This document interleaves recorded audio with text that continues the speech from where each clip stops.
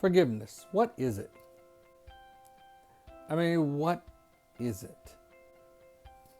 Can you forgive and forget?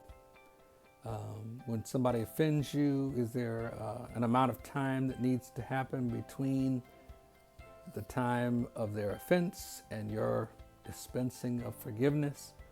Heard about the Charleston shooter and some of those people who had lost their loved ones, and the church there in South Carolina, Charleston, South Carolina, forgave them right away.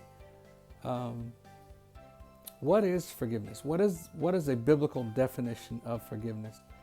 Does forgiveness require two parties? Can one person forgive somebody without them being willing to admit they're wrong?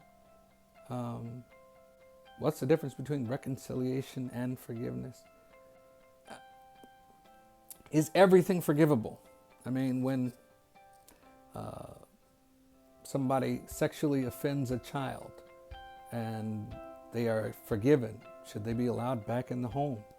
Or when a husband or a wife abuses their spouse, isn't that a sign that we have truly forgiven, to open up our hearts and make ourselves vulnerable again?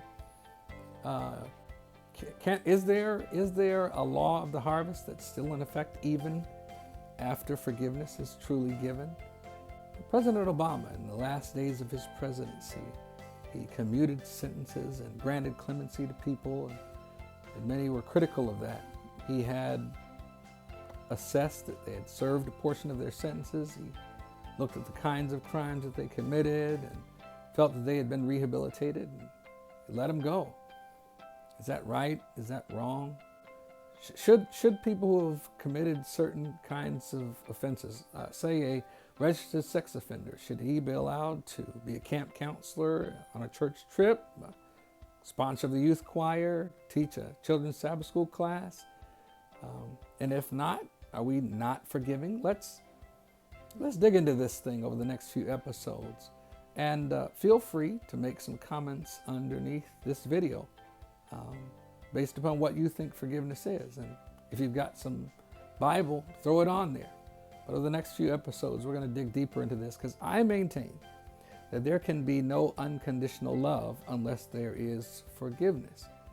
And in every relationship, whether it's church members with other church members, parents with their children, just friends, husbands and their wives, that at some point we're going to rub one another the wrong way. Somebody's got to be at fault. Somebody's got to ask for forgiveness. Somebody's got to grant forgiveness if the relationship will continue. But let's just explore it. Let's dig into this. See what the Word of God has to say. Hope you'll stay with me on this journey, and let's see if we can grow as we dig deep into this very difficult and sometimes challenging topic of forgiveness.